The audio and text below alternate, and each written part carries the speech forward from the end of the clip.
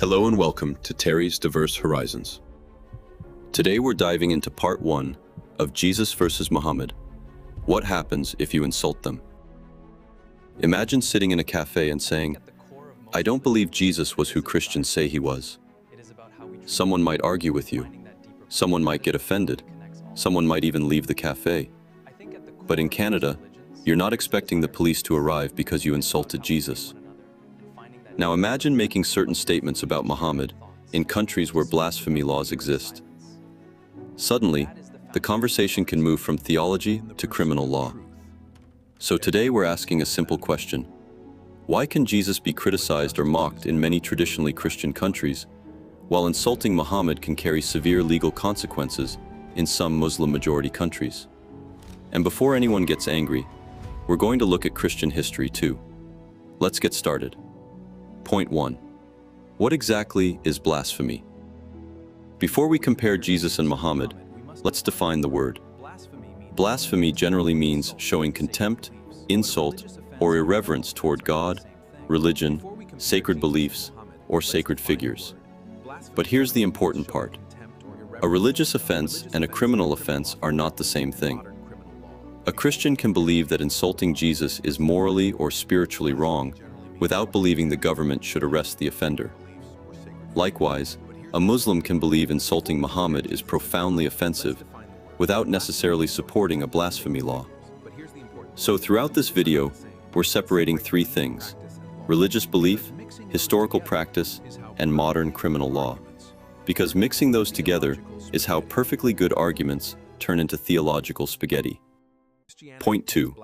Christianity and Jesus. Christianity certainly takes blasphemy seriously.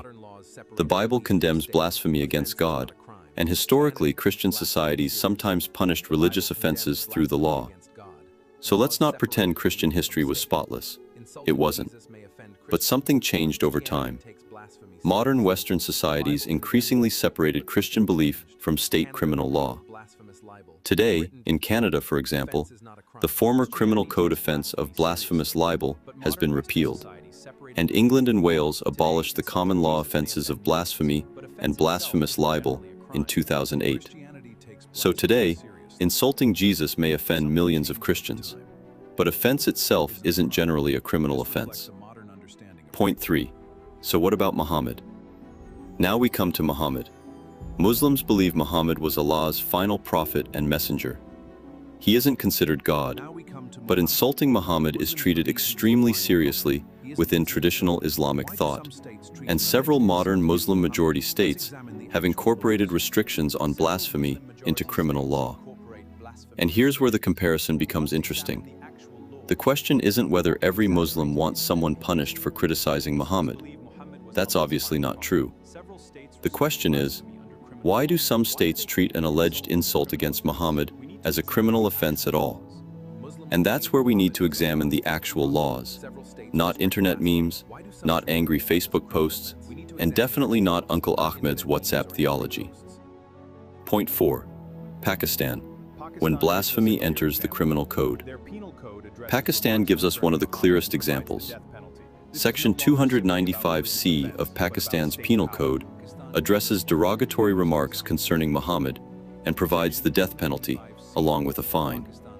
The same chapter also contains provisions concerning the Quran and religious feelings. So we're no longer talking simply about, my religion says that's wrong. We're talking about, the criminal law says that's punishable. And that distinction matters enormously. Because when religious offense becomes criminal law, the question changes from, is this blasphemous? To, who gets to decide what counts as blasphemy, and what happens to the person accused? Now we're talking about state power. Point 5. The Quran, Muhammad, and Islamic tradition. Here's where we have to be careful.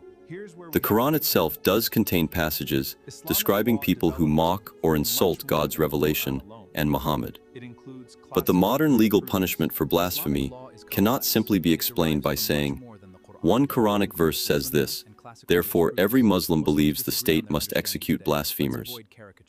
Islamic law developed through much more than the Quran alone. It includes the Sunnah, hadith, classical jurisprudence, and the interpretations of Islamic legal scholars. And that's important because Muslims themselves disagree about how these sources should be understood today. So if we're going to criticize the system, let's criticize the actual system: Quran, hadith, fiqh, and historical jurisprudence, not a caricature of Islam. Point 6. Iran, when the law gets very specific. Iran provides another striking example. Article 262 of Iran's Islamic Penal Code provides the death penalty for insulting the Prophet of Islam. And the law doesn't simply stop at saying, "Don't insult the Prophet." It contains provisions dealing with circumstances surrounding the offense. That's significant because it demonstrates something bigger than religious disapproval. We're looking at a legal system in which religious offense can become a matter of criminal prosecution. And that brings us back to our central question: should the government punish someone for insulting a religious figure? Or should the government protect the person's freedom to be wrong, even spectacularly wrong? Point 7. Saudi Arabia, religion and state. Saudi Arabia presents another model. Its basic law places the Quran and Sunnah at the foundation of the state's governing framework. Saudi legal practice has historically treated blasphemy and insults against Islam as serious offenses. And religious freedom reporting has documented the possibility of severe punishment, including death, under the legal system. But here's an important distinction. A law allowing a punishment doesn't mean that punishment is carried out every time someone commits the offense. That's why we have to distinguish between what the law permits, what courts impose, and what governments actually enforce. Otherwise, we're not investigating, we're just yelling at the internet. Point 8. But wait, Christianity has a past too. Now comes the part that some Christian viewers may not enjoy. Historically, Christian governments absolutely punished blasphemy, heresy, and religious dissent. People were imprisoned, persecuted, and, in some periods and places, executed. So if someone says, "Christians have never punished religious dissent," the historically correct answer is, yes, they did. The more interesting question is what happened afterward. Much of the modern Christian majority West moved toward religious liberty, freedom of conscience, and freedom of speech. The state increasingly stopped acting as Christianity's theological policeman. And that's the historical development we need to examine honestly. Point 9. Jesus versus Muhammad, the strange comparison. Now let's put the two figures side by side. Christians believe Jesus is God incarnate. Muslims believe Muhammad is God's final prophet. So the theological roles are completely different. Yet here's the curious part. In modern Western countries, someone can publicly mock Jesus and generally face no criminal punishment simply for doing so. Meanwhile, in some Muslim-majority states, insulting Muhammad can trigger criminal prosecution under blasphemy laws. That doesn't mean every Muslim supports those laws. It doesn't mean Christianity has no history of religious persecution. But it does give us a legitimate comparative question. Why have these two religious traditions developed such different relationships between religious offense and state power? Point 10. Who gets to decide? And here's the question I think matters most. If someone says, Muhammad wasn't a prophet, is that blasphemy? If someone says, I disagree with Muhammad, is that blasphemy? If someone deliberately mocks him, is that different? And who gets to decide? A religious scholar? A judge? The government? Or the individual believer? Because once the state becomes responsible for protecting someone's religious honor, we're no longer discussing theology alone. We're discussing freedom of conscience, freedom of speech, and the limits of government power. And that's where this discussion becomes much bigger than Jesus versus Muhammad. So what have we learned?